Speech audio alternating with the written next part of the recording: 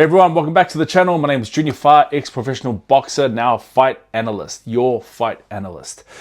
We have Moses Itauma versus Dillian Whyte. What an interesting matchup. I like it. I like it that they're pushing Moses Itauma like this. Moses Itauma is showing so much promise and has a lot of hype behind him. They need to push him. They've given him an opponent with a great name, a great resume, and with great opportunity to be knocked out. We know Dillian Whyte has struggled coming back. He doesn't look the same right now. He looked slow in his last fight, and now he's facing Moses Itauma. Moses Itauma being the future of the division, so they say. Before I get into my true thoughts about the fight, the undercard, we have a very questionable fight. We have Filip Hrgovic versus David Adelaide. I don't know why Filip Hrgovic would have agreed to that.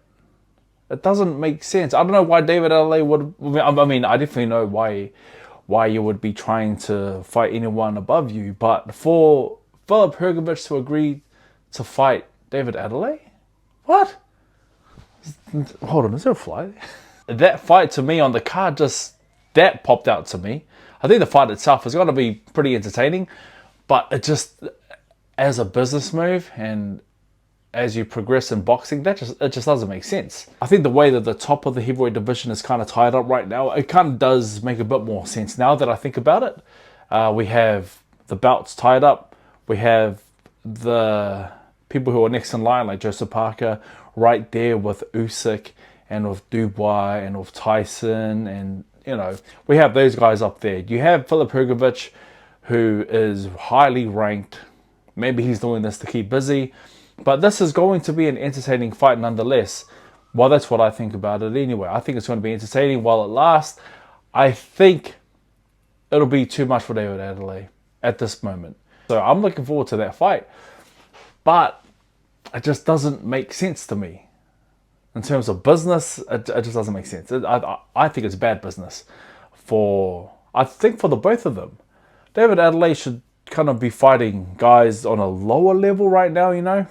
He should be fighting around his level, slightly lower, slightly above. Filip Hrgovic, bro, that's like all the way up. It's such a risky move for David Adelaide. And I know he's under Frank Warren too, so Frank Warren is probably one of the better matchmakers for sure. So I don't know why he's doing this. It doesn't really make sense to me. Filip Hrgovic doesn't make sense to me as well, but I think it's still going to be a good fight. We're going to see, I think, long-range shots from Filip Hrgovic. I think he's going to systematically break down David Adelaide, unless Filip Hrgovic is really getting a bit older and a bit slower. He did show a little bit of that on his last fight, but we know why he looked like that against Joe Joyce is because he was a last-minute replacement. He didn't have time to fully train for that fight, so he looked a bit sluggish. That's what we saw, but he still came away with the win with a decent performance. This is going to be full camp Hrgovic. I think he's going to look good. I myself am looking forward to that fight. I don't think it's going to last. Moses Itauma versus Dillian Whyte. I like that fight. I like that fight for Moses Itauma because he gets to basically show off what he can do against a big name like Dillian Whyte. Moses Itauma in that southpaw stance and his fast hands and his fast feet and his good awareness, it just makes for a good night for him.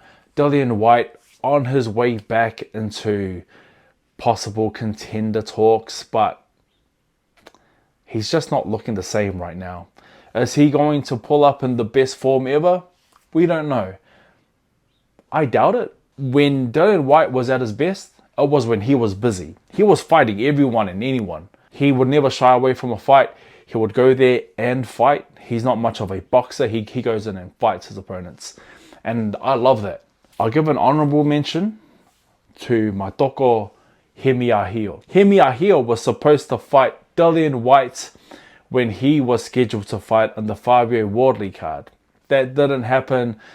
He pulled out for some reason. I guess we know now. Hemy Ahio's name was tossed in the mix to fight Moses Itauma as well. The coach, so our coach called me. So me and Hemy, we trained together, stable mates. We had the same coach. Doug called me up and said, we are fighting Moses Itauma. This was weeks ago, so I knew that this was a possibility. It was a very big possibility. Now it's not happening, and it makes sense, you know. I feel sorry because Hemy was supposed to fight here, he was supposed to fight there, and didn't happen. He's at that point in time where he's just waiting for a chance. He's hoping that someone gives him a chance. No one's willing to do that right now. Personally, I'm on a mission to try and get his name out there. Hemy Ahio. Fight Hemy Ahio.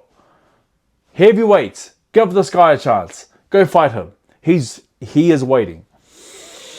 Anyway. Moses Itauma, Dillian Whyte. Good fight while it lasts. So for the card itself, I think it's a cool card. I looked at the names. Good matchups. I'm a heavyweight fighter.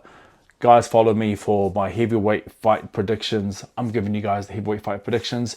I think Filip Herovic is going to win. I think Moses Itauma is going to win. Both of them are winning by knockout. That's my prediction so far. As time progresses, maybe some things might pop off and my opinion might change.